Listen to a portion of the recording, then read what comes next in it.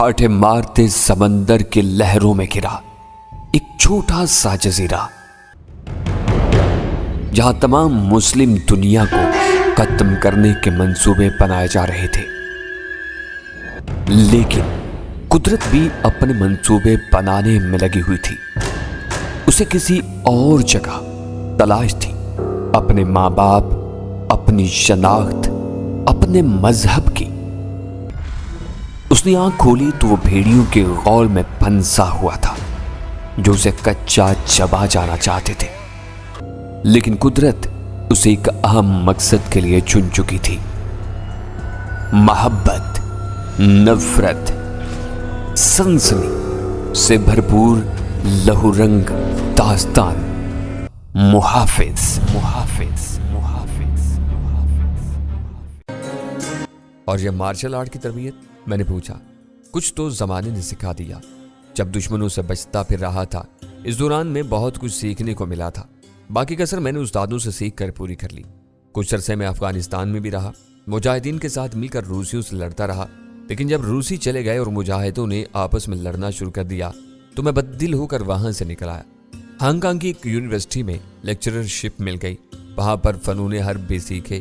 پھر دل اچاٹ ہو گیا تو ایک بیگ اٹھا کر جہاں گردی کرنے نکل کھڑا ہوا۔ پھر جمشید علی سے ملاقات ہوگی۔ اسے تمہارے لیے ایک محافظ اور استاد کی ضرورت تھی۔ مجھے علم نہیں تھا کہ مہاپارا بدستور جمشید علی کے پاس ہے۔ اب پاپا سے پہلے بھی واقف تھے، اس وقت سے جب وہ بابا جان سے ملنے آتے تھے۔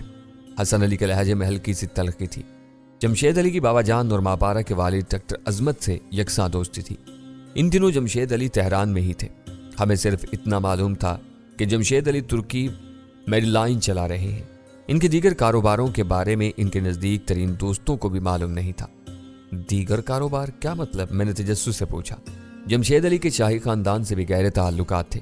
کئی ایک شہزادوں سے اس کی اتنی گہری دوستی تھی کہ وہ ان کی شبینہ محفلوں میں بھی شریک ہوتے تھے۔ شاید اسی لیے انہیں بھی انقلاب کی وجہ سے ملک سے بھاگنا پڑا تھا۔ بلکہ جمشید علی بھاگے کہاں تھے؟ وہ تو پورے اطمینان سے اپنے سارے اثاثے بیچ کر ایران سے اس طرح نکل گئے کہ کسی کو کانوں کان خبر نہیں ہوئی۔ بابا جان اور ڈاکٹر عظمت بھی یہ سمجھ رہے تھے کہ جمشید علی بیوی کے ساتھ تفریح کرنے نکلے ہیں۔ پھر حالات تیزی سے بگڑے۔ جمشید علی کے ذرائع نے انہیں پہلے ہی خبردار کر دیا تھا کہ انقلاب آنے والا ہے۔ جو نہیں جان سکے وہ میرے اور مہاپارا کے گھر والوں کی طرح مارے گئے۔ حسن علی کے لہجے میں زہر آ گیا تھا۔ لیکن پپا نے مہاپارا کو تو بچا لیا تھا، میں نے صفائی پیش کی۔ کہا لیکن وہ پہلے سے خبردار کر دیتے تو دونوں خاندان بچ جاتے۔ یہ بھی ممکن ہے پاپا نے ایسا سوچا ہو یا چاہا ہو، لیکن انہیں موقع ہی نہ مل سکا ہو۔ ہاں ایسا بھی ممکن ہے، حسن علی نے آہستہ سے کہا اور پھر چپ ہو گیا۔ حسن علی مجھے سکول سے واپس لے کر آیا تو بنگلے کے پورچ میں ایک عدد نسان سنی کار کھڑی تھی۔ اندر سے مہاپارا کے ساتھ کچھ لڑکیوں کے ہنسنے کی آواز آ رہی تھی۔ لگتا تھا آفت کی پرکالا عرف ماریا آ گئی تھی۔ میں نے جلد تو جلال تو پڑی اور دل کڑا کر کے اندر آیا۔ نظر پڑتے ہی ماریا میری طرف لپکی، اس نے گرم جوشی سے ہاتھ ملایا۔ اس کے تیور بتا رہے تھے وہاں اگر لوگ نہ ہوتے تو وہ زیادہ ہی گرم جوشی کا مظاہرہ کرتی۔ اس نے ہلکے نیلے رنگ کی جینز پر باریک کپڑے کی قمیض پہن رکھی تھی۔ نیچے مردانہ بنیان ٹائپ کی کوئی شے تھی جس سے باہر اس کے جسم کی گلابی جلد اس باریک قمیض سے یوں چھلک رہی تھی جیسے ارغوانی کے جام سے چھلکتی ہے۔ کیسی ہو؟ میں نے اسے نظریں چرا کر پوچھا۔ کیسی لگ رہی ہوں؟ اس نے اتنی آہستگی سے کہا کہ صرف مجھے سنائی دیا۔ اچھی لگ رہی ہو، اب میرا ہاتھ چھوڑو تاکہ باقی لوگوں سے بھی ملوں۔ اس نے شرما کر ہاتھ چھوڑ دیا۔ آؤ میں تمہیں اپنی فرینڈ سے ملواتی ہوں، یہ پونی ٹیل والی ٹینا ہے۔ اس نے ایک لڑکی کی طرف اشارہ کیا جس کا منہ مسلسل چل رہا تھا اور اس کا فربا ہو جانے والا جسم کپڑوں کی تہہ سے آزاد ہونے کے لیے زور لگا رہا تھا۔ کپڑے غالباً اس زمانے کے سائز کے تھے جب وہ موجودہ جسامت سے عادی ہوا کرتی تھی۔ دوسری صاحبہ سمارینا ثابت ہوئی، جن کے لباس میں ویسے تو کوئی خامی نہیں تھی، لیکن اس کا ڈیزائن غالباً افریقی جنگلیوں اور جدید ترین امریکی فیشن کو مکس کر کے تیار کیا گیا تھا۔ ان کا حلیہ اور انداز بتا رہا تھا کہ وہ کس قماش کی تھی، اور مہاپارا ان سے مل کر یوں خوش تھیں جیسے ان کی ہم مزاج اور ہم ذوق سہیلیاں زمانے کے بعد ملنے آئی ہوں۔ اب لوگ بیٹھ کر باتیں کریں، میں ذرا فریش ہوا ہوں۔ میں نے جان چھڑانے کے لیے کہا۔ میں بھی چلوں گی، تمہارے کمرے کے لیے ایک چیز لائی ہوں۔ ماریا جلدی سے کھڑی ہو گئی۔ اس نے ایک پیک چیز اٹھائی جو بظاہر کوئی فریم شدہ تصویر لگ رہی تھی۔ لاؤ مجھے دے دو، میں نے ہاتھ بڑھایا۔ میں خود اسے تمہارے کمرے میں لگاؤں گی، ماریا نے ثابت قدمی سے کہا تو میں سر ہلاتا ہوا اوپر کی طرف بڑھ گیا۔ وہ میرے پیچھے تھی۔ کمرے میں داخل ہوتے وقت میرا خیال تھا کہ مجھے اس کے پیش قدمی کے لیے تیار رہنا چاہیے، لیکن اندر آ کر ماریا نے پہلے کمرے کا جائزہ لیا۔ واہ، यूसुफ कमरा तो बहुत शानदार है, फर्नीचर कितने यूनिक डिजाइन का है, क्या ख्याल है इस सीनरी को मैं इस दीवार पर लगा दूं? उसने बिस्तर के सामने वाली दीवार की तरफ इशारा किया। मैं जरा खफीफ सा हो गया था। जहां मर्जी आए लगा दो, लेकिन पहले दिखाओ तो चीज क्या है। उसने तस्वीर पर लगा कागज फाड़ा। ये किसी मुसव्वर की बनाई हुई तखय्युलाती तस्वीर थी। एक हसीन पुजारन आंखें बंद किए देवता के सामने खड़ी थी। इसने बारीक सा लिबास पहन रखा था जिसमें इसके तराशे बदन के सारे उनसर नुमाया हो रहे थे। कैसी है तस्वीर? मारिया ने दाद तलब नजरों से मुझे देखा। मैं समझ रहा था कि यह तस्वीर उसके जज्बात का इजहार था। अच्छी है, मैंने संजीदगी से कहा, लेकिन क्या यह मेरी उम्र के लिहाज से बड़ी नहीं है? वो तस्वीर रखकर मेरे पास चली आई। जज्बात उम्र के लिहाज से तो नहीं होते। उसने मेरे सीने पर सर रख दिया। मैं तुमसे 5 साल बड़ी हूँ, तुमसे मोहब्बत करती हूँ। तुम मेरे जज्बात को समझती हो, लेकिन खुद तुम एक 12 साल की लड़की से मोहब्बत करती हो। वो उस मोहब्बत को समझती है, हर उस लड़की से हसद करती है जो तुम्हारे नजदीक आती है। फिर मोहब्बत में उम्र कहाँ से आ गई? मैं बात अपनी उम्र की कर रहा था। मैंने भदा कर कहा, इसमें मोहब्बत कहाँ से आ गई? मैं कह रहा था कि यह तस्वीर किसी बड़ी उम्र के शख्स के कमरे में अच्छी लगेगी। क्यों, ये लड़की तुम्हें अच्छी नहीं लग रही है? उसने तीखे अंदाज में पूछा। मैंने दिल में कहा, अच्छा बीबी, तुम भी क्या याद करोगी? और फिर तस्वीर के पास जाकर बागौर पुजारन का मुआयना किया और खासी देर तक करता रहा, हत्ता कि मारिया बेचैन होकर खुद भी मेरे पास चली आई। क्या देख रहे हो? तुमने ठीक कहा था, यह लड़की वाकई गैर मामूली हुस्न रखती है। इसके खदोखाल, नकूश, सरापा एक एक चीज देखने के लायक है। इसके बाद मैंने लड़की के जिस्मानी खदोखाल पर सर के बालों से लेकर इतनी तफसील से रोशनी डाली कि मारिया का मारे शर्म और गुस्से के बुरा हाल हो गया। उसने किसिया कर कहा, ये क्या बकबक कर रहे हो? मैंने तो ये नहीं कहा था। तो और क्या मतलब था तुम्हारा? बहरहाल तुम्हारा शुक्रिया, तुमने वाकई अच्छा तोहफा दिया है। इसे मैं अपने कमरे में जरूर लगाऊंगा। मैंने बाथरूम में जाते हुए कहा। महापारा मेरे आने से पहले मेरे कपड़े वॉशरूम में रख देती थी और जब मैं कपड़े बदल कर आता तो नीचे खाना तैयार होता था। ज्यादातर ये खाना उबली हुई सब्जियों या फलों पर मुश्तमिल होता था। हसन ने मेरे खाने पीने का शेड्यूल भी बनाया था। इसमें नाश्ता मुझे अपनी मर्जी से करने की इजाजत दी। दोपहर का खाना मैं बयान कर ही चुका हूँ। रात के खाने के अलावा मेरे लिए खास तौर से खमीरी रोटी बनती थी। गोश्त भी खास अंदाज में भूना जाता था। इसमें कोई घी या तेल नहीं डाला जाता था। ये गोश्त बेशक हल्के से नमक के साथ खासा बेमजा होता था, लेकिन 4 घंटे की एक्सरसाइज और वेट लिफ्टिंग के बाद मेरा भूख से ऐसा बुरा हाल होता था कि मैं उबला हुआ चमड़ा खाने के लिए भी तैयार हो जाता। मैं कपड़े चेंज कर रहा था कि कमरे से छनाके की आवाज आई और मैं मुस्कुरा कर गाने लगा। मेरे तन को लगी आग, मेरे मन को लगी, मेरे तन को लगी, मेरे मन को लगी। यूसुफ, मारिया की खफीफ सी आवाज आई। सॉरी, मुझसे फ्रेम टूट गया। मैं बाहर निकला तो तस्वीर इस दीवार तले पड़ी थी जिस पर मारिया ने उसे टांगने को कहा था। मजे की बात है, फ्रेम गिरने से शीशे का एक टुकड़ा बेचारी पुजारन को चिर गया था। मैंने मुस्कुराकर उसे देखा। कोई बात नहीं, तुम मुझे दूसरी तस्वीर ला देना। बल्कि इसमें पुजारन अगर लिबास वगैरह के तकल्लुफात से आज़ाद हो तो मैं इस पर ज्यादा अच्छी तरह से गौर कर सकूंगा। जरूर। मारिया ने खा जाने वाली नजरों से मेरी तरफ देखा। उसने फ्रेम के शीशे उठाकर डस्टबिन में डाले, तस्वीर भी फाड़ कर डस्टबिन की नजर की, फिर आराम से बिस्तर पर बैठकर भराए हुए लहजे में बोली, तुम बहुत जालिम आदमी हो। मैं तुम्हारे लिए तोहफा लाई थी और तुम मुझे भूल कर इसमें मगन हो गए। खमाकत थी ना? एक यंग होते लड़के को इस किस्म की इस्तेमाल अंगेज तस्वीर ला कर दी। अगर ला कर दी थी कोई अफसानवी किताब या किसी शायर का दीवान तो उसकी तरफ आंख उठाकर भी ना देखता, बस तुम्हें ही देखता। झूठ मत बोलो। इस बार आंसू उसके सभी रुखसारों तक आए थे। तुम्हें मुझसे कोई दिलचस्पी नहीं है। मैं ही हूं जो तुम्हारे पीछे भागती हुई यहां तक आ गई। कहते कहते उसने बाकायदा रोना शुरू कर दिया और मैं बौखला गया। अरे बाबा चुप कर जाओ, अभी कोई आ जाएगा, मैंने तकरीबन नाचते हुए कहा। अम जाती है। दरवाजे से छोटा खान की आवाज आई। वो मेरे लिए लंच लेकर आया था। मैंने ठंडी सांस ली। देखा बदनामी कैसे तेजी से फैलती है। तुम उस बच्ची की वजह से मुझे इग्नोर करते हो ना? उसे इल्जाम देने के अंदाज में कहा। इसके रोने धोने में कोई कमी नहीं आई थी। मैंने पहले दरवाजा बंद किया, फिर उसके पास आकर बैठा। ऐसी बात नहीं है। देखो मारिया, मैं देखने में बड़ा जरूर लगता हूँ, लेकिन अभी मैं अपना मुस्तकबिल बना रहा हूँ। मुझे बहुत आगे तक जाना है। ईमान से बताओ, जिस मामले में तुम मुझे उलझाना चाहती हो उसमें लगकर मैं किस हद तक अपनी तालीम पर तवज्जो दे सकूंगा? तुम काजल से भी तो मोहब्बत करते हो, उसने नाक से शू शू करते हुए कहा। इससे मेरी मोहब्बत ही है, इसमें कोई जिस्मानी तकाजे शामिल नहीं है और ये मोहब्बत भी इख्तियारी नहीं है, बल्कि मुसलसल साथ रहने का नतीजा है। काजल अभी बच्ची है और तुम एक जवान लड़की हो जो जवानी के सारे जज्बात रखती हो। जरा गौर करो, तुमसे मोहब्बत करने का मतलब है कि मैं तुमसे जिस्मानी तौर पर भी नजदीक आऊं और मैं इसका मुतामिल नहीं हो सकता। بے شک تم میرے پاس نہ ہو، اس نے جلدی سے کہا، لیکن مجھ سے محبت تو کر سکتے ہو نا، جس طرح کاجل سے کرتی ہو۔ میں کہہ چکا ہوں کاجل سے محبت اختیاری نہیں ہے، میں نے اسے آج خود پسند نہیں کیا ہے، یہ تو قدرت کا فیصلہ تھا جو اس نے ہمارے دلوں میں مشترکہ طور پر اتارا۔ اگر میں تم سے ایسی محبت کرنے کی بات بھی کروں تو جھوٹا ہوں گا۔ بے شک جھوٹی صحیح، لیکن اپنی محبت سے محروم تو نہ کرو، اس نے التجا آمیز انداز میں کہا۔ میں اس قسم کی جھوٹی محبت نہیں کر سکتا۔ میں نے دو ٹوکا انداز اختیار کیا، بلکہ فی الوقت میں کسی قسم کی محبت کے چکر میں پڑنا ہی نہیں چاہتا۔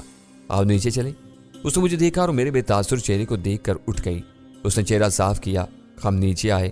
اس کی سہیلیاں بدستور بے فکری سے کہہ کے لگا رہی تھیں۔ ماپارا نے بغور ہمیں دیکھا تو میں نے نظریں چھڑا لی۔ میرا کھانے کو دل نہیں چاہ رہا تھا، اس لیے نیچے جمنازیم میں آ گیا جہاں حسن علی ایک بینچ پر لیٹا کچھ سوچ رہا تھا۔ مجھے حیرت ہوئی کیونکہ میں نے اکثر اسے ایکسرسائز کرتے ہی پایا تھا۔ میں نے کپڑے اتارے، نیچے ورزش کا مخصوص لباس پہن رکھا تھا۔ حسن علی نے حرکت نہیں کی تھی، اس لیے میں نے از خود اپنے طے شدہ ایکسرسائز شروع کر دی۔ حسن علی خاصی دیر بعد اٹھا۔ میں ہائیکنگ کر رہا تھا، ہانپتے ہوئے بولا، کیا بات ہے جناب استاد، آج خاصے گہرے مراقبے میں تھے، تم خاصے آٹومیٹک ہوتے جا رہے ہو۔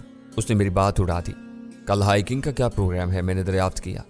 یہاں سے کوئی 4-5 کلومیٹر دور ایک جگہ ہے، وہاں چلیں گے، مزہ آئے گا۔ ماریا بھی چلنے کا کہہ رہی ہے، اسے بھی لے چلیں گے، بشرط کہ وہ اپنی ذمہ داری پر چلے۔ ہائیکنگ میں حادثات بھی پیش آتے ہیں، تب اسے نہیں لے جاتے، میں نے جلدی سے کہا۔ اب خود اسے منع کر دیجیے گا۔ حسن علی ہنسا، اپنی بلا میرے سر ڈال رہے ہو؟ خیر، اس سے بات کروں گا۔ حسن علی اوپر چلا گیا۔ کبھی کبھی ایسا ہوتا تھا کہ وہ مجھے کوئی ورزش بتا کر اوپر چلا جاتا، اگرچہ اس کے یا ماپارا کے سامنے میں اس بات پر کتنا ہی جھنجھلاتا، لیکن حسن علی کی غیر موجودگی میں کبھی ورزش روکتا نہیں تھا۔ البتہ مارشل آرٹس کی مشقیں حسن علی اپنی نگرانی میں کراتا تھا۔ اس کا کہنا تھا کہ بغیر نگرانی کی یہ مشقیں کرنے سے کوئی نقصان بھی ہو سکتا ہے۔ جب میں بینچ پر لیٹ کر وزن اٹھا رہا تھا تو آہٹ سی ہوئی۔ میں سمجھا شاید حسن علی آیا ہے۔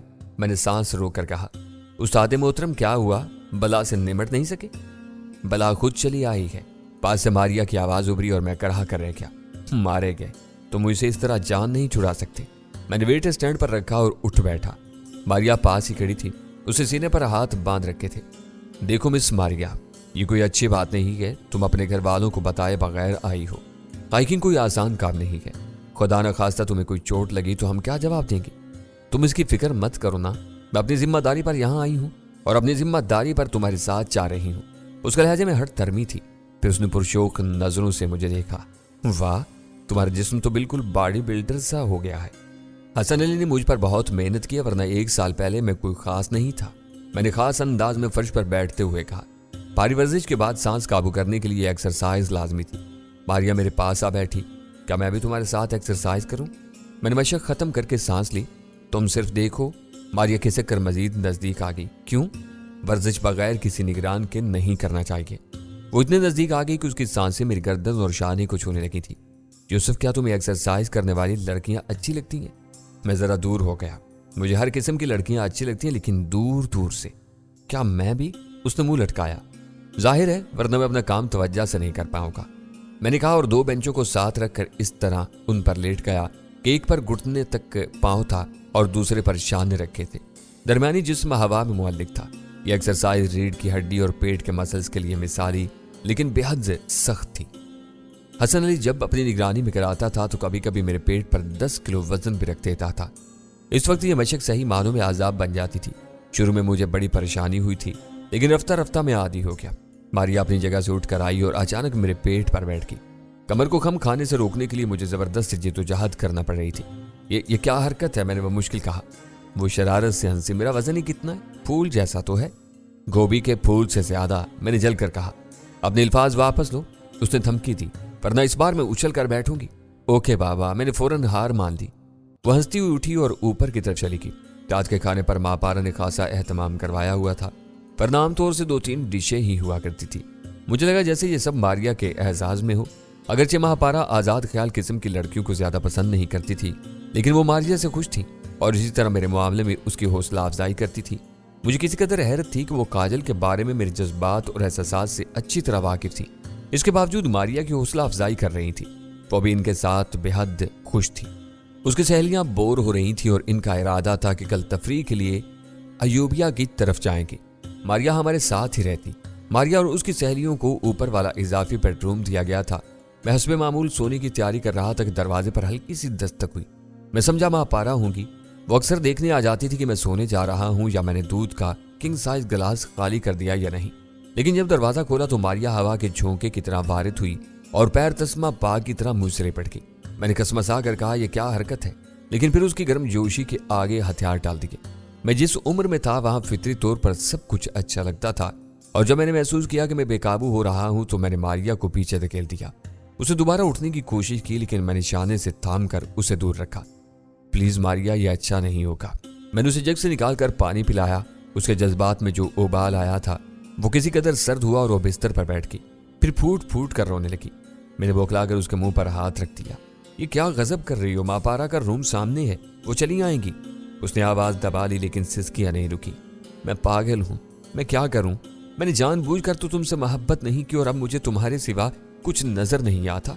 अगर तुमने मुझे ठुकरा दिया तो मैं मर जाऊंगी। मैंने बेबसी से उस सिद्धी लड़की को देखा जो पागल भी थी और बेपनाह हसीन भी। उसे कोई भी अच्छा शख्स खुशी से अपना सकता था, लेकिन वो मेरी दीवानी थी। खुदा की कसम, मुझे इस बात से जरा खुशी नहीं थी कि इतनी खूबसूरत लड़की मेरे पीछे पागल है, बल्कि मुझे इस पर रहम आता था। मैं सिर्फ काजल का था और उसे धोखा देना मेरे लिए इतना ही नामुमकिन था जितना अपने ज़मीर को धोखा देना। वो रोती रही और मैं उसे देखता रहा, हत्ता के दरवाजे पर एक बार फिर दस्तक हुई। मैं दरवाजा खोला तो इस बार माँ पारा थी। उन्होंने सवालिया नजरों से मारिया की तरफ देखा। मैंने निशाने उचकाए और मारिया आंसू साफ करती हुई माँ पारा के बराबर से निकलती चली गई। इसके जाने के बाद माँ पारा आहिस्ता से बोली, क्या बात हुई? मोहतरमा इसरार कर रही थी कि मैं इनकी मोहब्बत कबूल कर लूं, लेकिन आप ही बताइए, भला मोहब्बत की जाती है या कबूल की जाती है? पागल लड़की, खैर कल तक की बात है, वो चली जाएगी। उसने रास्ता देख लिया है, वो दोबारा आ जाएगी। मैंने भन्ना कर कहा। इतनी फिक्र मत करो, माँ पारा ने इस बार डांटा। मर्द होकर इतनी सी लड़की से घबराते हो? मर्द तो ना जाने क्या कुछ कर जाते हैं, तूफानों को काबू करते हैं। यह जलजला है जो नीचे से आता है, मैं इससे नहीं निपट सकता। माँ पारा ने अफसोस से सर हिलाया। अच्छा अब सो जाओ, सुबह 7 बजे निकलना है, हसन कह रहा था। मैं सुबह 6 बजे उठ गया था।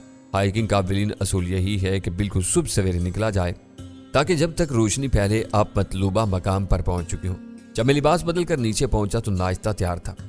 खासा भारी भरकम नाश्ता किया, वरना मुशक्कत करना मसला बन जाता था। छोटा खान ने कॉफी, सैंडविचेस और माल्टे का जूस तैयार कर लिया था। मैंने ये सारा सामान उठाकर जीप में रखा। मारिया रवानगी से महज 10 मिनट पहले आई थी। उसने काफी ली और सिर्फ 2 टोस्ट खाए। भूख लगेगी, मैंने उसे खबरदार किया। मुझसे नहीं खाया जाता इतनी सुबह, उसने कहा। मुझे आदत ही नहीं है। उसने चुस्त ट्राउजर के साथ हाफ स्लीव की शर्ट और उसके ऊपर पैराशूट की बनी हल्की जैकेट पहन रखी थी। पैरों में हाइकिंग के जूते थे, यानी वो पूरी तरह तैयार होकर आई थी। ठीक 7 बजे हम रवाना हो गए। वादी से निकलकर शुमाल की तरफ 4-5 किलोमीटर के बाद हसन अली ने जीप सड़क से उतार दी। नाहमवार ऊंचे रास्ते पर जीप रेंग रेंग कर चलने लगी। 8 बजे जब सूरज बुलंद हो रहा था, हम एक चट्टानी पहाड़ियों वाले इलाके में थे। यहाँ पत्थरों की बहुतात थी और जिंदगी कम थी, लेकिन जितनी भी थी आंखों को तरावट दे रही थी। नीचे चट्टानों में एक नदी रवानी से बह रही थी। हवा में ऐसी ताजगी थी जैसे सीधी जन्नत से आ रही हो। मारिया ने उतर कर हवा में गहरी सांस ली। मेरे खुदा, कितनी ताज़ा हवा है। हसन अली ने हाइकिंग के लिए सामान उतारा। सबने सामान को तकसीम करके अपनी पुश्त पर मौजूद बैग्स में रखा। मारिया के हिस्से में खाने का सामान आया। हसन अली ने नदी के जरा ऊपर एक सीधी बुलंद होती पहाड़ी की तरफ इशारा किया। इसके बारे में क्या ख्याल है? पहाड़ी की चोटी कोई 500 मीटर ऊंची है। मैंने अंदाजा लगाया 3 से 4 घंटे लगेंगे। दुरुस्त, हसन अली बोला, लेकिन जरा मुश्किल है। मारिया, तुम नीचे सामान के पास रहो। मैं अकेली नहीं रहूंगी, तुम दोनों के साथ जाओगे। उसने फौरन इनकार कर दिया। सामान को कोई खतरा नहीं है, यहाँ कौन चुराने आएगा? जैसी तुम्हारी मर्जी। हसन अली ने शाने उचकाए। लेकिन इब्तदाई 100 मीटर तक तुम आजमाइशी तौर पर जाओगी। अगर इस दौरान में तुमने अपनी अहलियत साबित कर दी तो ठीक, वरना वापस भेज दूंगा। Done done. खिलाफत तो अक्का मारिया मान गई, शायद इसलिए कि हसन अली इस मुहिम का मास्टर था। सामान लेकर हम रवाना हुए। पहला मरहला नदी अबूर करने का था। बारिशों की वजह से नदी में खासा पानी था। बाज़ जगह पत्थरों से पानी पुरशोर अंदाज में उछल उछल कर जा रहा था। ऐसी जगहों से पत्थरों पर पांव रखकर नदी को अबूर किया जा सकता था। मारिया ने ऐसे ही पानी में हाथ डाला और यूं वापस खींच लिया जैसे इसमें करंट आ रहा हो। उसने काम कर कहा, पानी बर्फ जैसा सख्त है, यहाँ पानी ऐसा ही मिलता है। हसन अली ने कहा और छलांग लगाकर एक पत्थर पर चढ़ गया। इसने अपनी कमर की बेल्ट से रस्सी बांध रखी थी ताकि स्लिप होकर पानी में गिरे भी तो हम रस्सी की मदद से उसे खींच कर बाहर निकाल सकें, मगर उसे जरूरत ही नहीं पड़ी। चंद लंबी छलांगों ने उसे पार पहुंचा दिया था। वाह क्या स्टाइल है, मारिया बेख्तियार ताली बजाने लगी। आ जाओ लेकिन एहतियात से, हसन अली ने नदी के शोर में चिल्लाकर कहा। मारिया पहले तुम आओ। उसने बेल्ट से बंधी रस्सी खोल कर फेंक दी। मैंने उसे खींचकर मारिया की पतली सी कमर से बंधी बेल्ट से मुंसलिक कर दिया। इसने हसन अली की तरफ लंबी छलांग लगाई और स्लिप होते होते बची। इसकी पुश्त पर कुछ 10 किलोग्राम वजन था। मेरा दिल धक से रह गया था। वो पानी में गिरती तो कोई मसला नहीं था, लेकिन वो नीचे गिरती जहां चट्टानें थीं तो उसके सर पर कोई चोट भी आ सकती थी या कोई हाथ पैर की हड्डी भी टूट सकती थी। संभल कर, मैंने चिल्ला कर कहा। इसने जैसे सुना ही नहीं। अगला पत्थर 2 कदम के फासले पर था। आराम से पांव बढ़ाकर उस पर टिक सकती थी, लेकिन इस दफा भी उसने बिला वजह छलांग लगाई और उसे अगले पत्थर तक जा पहुंची। इस दफा मौजज़ा ही था कि वो पानी में गिरने से महफूज रही। मैंने देखा कि हसन अली पीछे ताप खा रहा था, लेकिन उसे मुंह से कुछ नहीं कहा। मैं भी इस बार चुप रहा। अगर मैं बोलता तो मारिया मजीद खतरनाक किस्म के मुजाहरे करके दिखाती। वो खैरियत से दूसरी तरफ पहुंच गई और इस तरफ जाते ही उसने चालाकी से हसन अली के सामने कान पकड़ लिए। इससे पहले कि वो सरजश करता, हसन अली भी मुस्कुराने लगा और उससे कुछ कहने लगा। नदी के शोर में मुझे सुनाई नहीं दे रहा था। मैंने रस्सी अपने बेल्ट से मुंसलिक की और नपी तुली छलांग लगाकर पहले पत्थर तक पहुंच गया। चंद लम्हों में हम सब नदी के पार थे। मेरा ख्याल है सारा इजाफी सामान यहीं छोड़ दिया जाए। हसन अली ने पहाड़ी की तरफ देखा। ज्यादा वजन मसला करेगा, सिर्फ जरूरी चीजें लेकर चलो।